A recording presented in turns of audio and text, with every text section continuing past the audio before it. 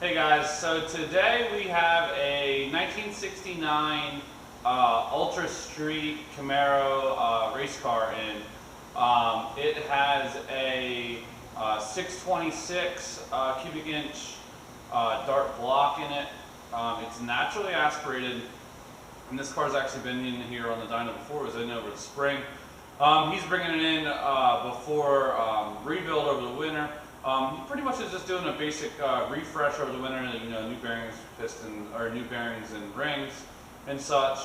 Just kind of go over the whole thing. They're not really planning on changing much, so he's coming in to kind of see what can be pushed through the car as far as the most amount of power.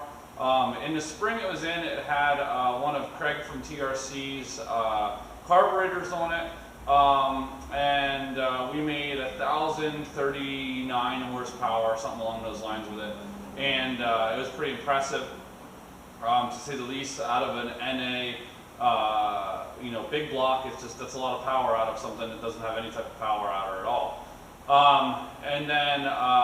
Today, the carburetor that's on it is another one that Craig did that has 2 5/8 inch butterflies in it. So we're talking like a huge carburetor here, we're going to do some fueling adjustments, maybe a little bit of timing, and see what happens. I'm kind of looking forward to this one. It's a pretty cool car, great build, and it makes awesome, just straight up horsepower.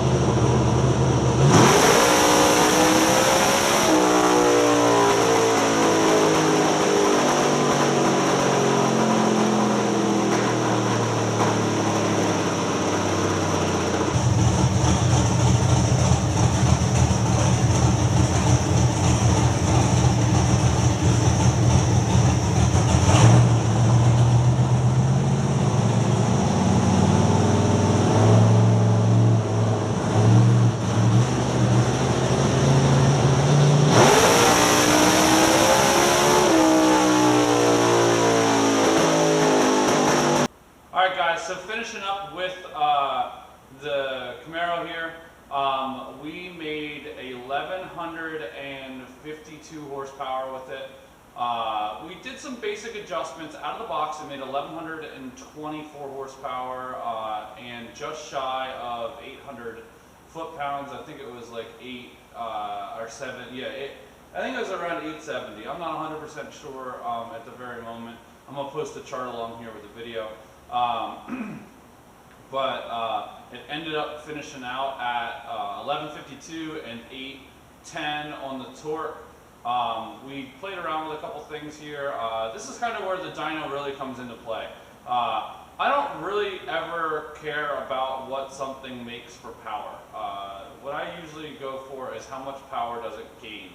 And in this situation, we're looking at a car that is, it gained a substantial amount of power just from some basic tuning.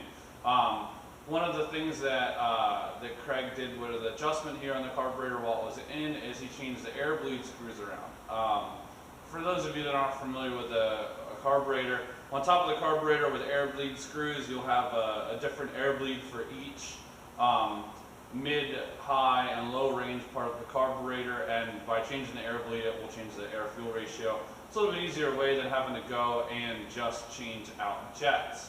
And jets are pretty linear a lot of the times as well. So if you need to maybe say, let's take away fuel up top, but leave it in the mid-range, it makes it a little bit simpler to do that. So what we ended up doing was they took the carburetor and went back a little bit on the jet size. It was a little rich. It was right around like the 11.4, 11.5 range. And then we got it up to where it was about 11.8, and then they changed the air bleed out. And that's when we made our peak power. The next step we did was you actually went and put the mid-range air bleed to where it leaned it out a little bit in the mid-range. Now with a drag car like this, they're kind of tricky to run on the dyno. You know, most of the cars you'll see me run, I'm doing what's called a snapshot. The snapshot range, what that works off of is it's taking what the wheel speed is and it's calculating that based on the engine RPM based off of my input. With something like this car, it has a huge stall in it. So when you get in the throttle down low, the wheel speed is going to gain exponentially from 3,000 RPMs to, on this car, it's about 7,200 is where it starts gaining. You know, I'll actually post a difference just to kind of give you a piece of information here. What the difference with the engine chart looks like when I base it on the engine speed based off of speed by wheel speed. So this, when the dyno chart is actually graphed, we will base if it's on engine speed, it's engine speed in time. Okay, so the engine chart for speed actually comes up like this and kind of peaks. It kind of looks like a ski slope, and then it peaks and holds out and then comes down.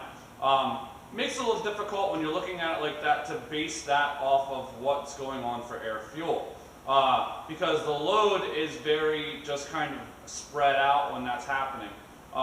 You know, you can hear it in the video. It hits on the converter and it just kind of holds right there at, you know, that 7,000 RPM range and runs up through.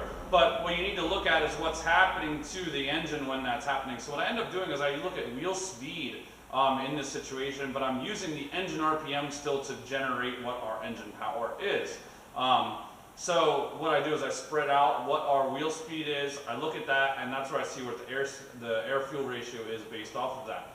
When we leaned it out in the low side of where the converter comes in, so the converter comes in hard, high load, you know, we're looking, let's say like the 6 to 6,800 range on the rev range on this, then this motor went to 8,400.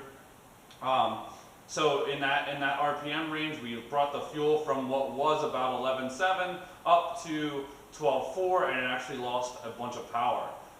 So that where we know, okay, this needs to be fat in that moment, it needs to be happy there. So then the next step we did was we changed the air bleeds on the high speed, and then the high speed was more when the converter kind of comes in and it locks, and you can hear that in the video where it'll come up and you kind of hear it labor, and then you'll hear the motor just rah and rev out. So when the converter locks and it runs out and you hear it actually get that higher RPM area, that's where it's on the high speed of the carburetor. At that point we went and we kind of pulled some fuel out because the load's it's a different variation of the load. The load isn't as hard, and at that point we can run a little bit leaner air-fuel ratio. So we ended up taking it up to 12.6. At 12.6 is where we saw our increase go from where we were at 1,124 horsepower to 1,152. We also made an adjustment. We added 1 degree of timing. By adding 1 degree of timing, once we had our fuel where it belonged, we actually ended up getting about 10 horse out of it. The very last run we did, we added in another degree of timing, and that 1 degree of timing actually took out 5 horse. So that gives us a very good idea that, okay, this is perfect at the timing we have it at, and this is where we need to be. With something like this, you're looking at 16.5 to 1 compression. It is running Q16 race gas. You know, the changes that you make are minute with it because anything small will make a big change on this. So just by changing a small couple thousandths on an air bleed screw will go, or air bleed will go and change the air-fuel ratio from, let's say, 11.8 to 12.4. The last thing you want to do is go too far. At that compression ratio, if you started putting this motor into, let's say, like the 13.2s, 13.5s, it will burn something up real fast. So this is part of some of the stuff that I work on with Craig from TRC, and Carl and I do some of this work as well, where we do these the street mods and pro mod vehicles come in, and we do very specific carburetor and timing adjustments to get the most amount of power we can have out of them. Just to kind of give you guys a basic idea on this car, it was running like a 499 in the 8th when he came in at 1,030 or 1,052 horsepower. With the new carburetor on it, it would pretty much just wheel stand down the track for him. So now we went and picked up even more power, and it's probably going to be even more of a handful for him. You know, my suggestion really would be, you know, if you can't get the power down, he's going to have to pull it back a little bit. But they kind of wanted to see what they can do. You know, he has the whole off season to kind of work on some stuff. He's going to be changing some suspension shit around on it and going from there. So pretty cool.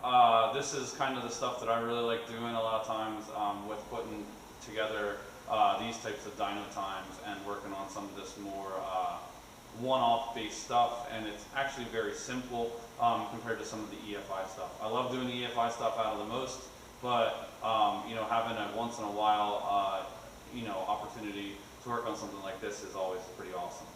So thanks for tuning in, guys, and I hope you enjoy us.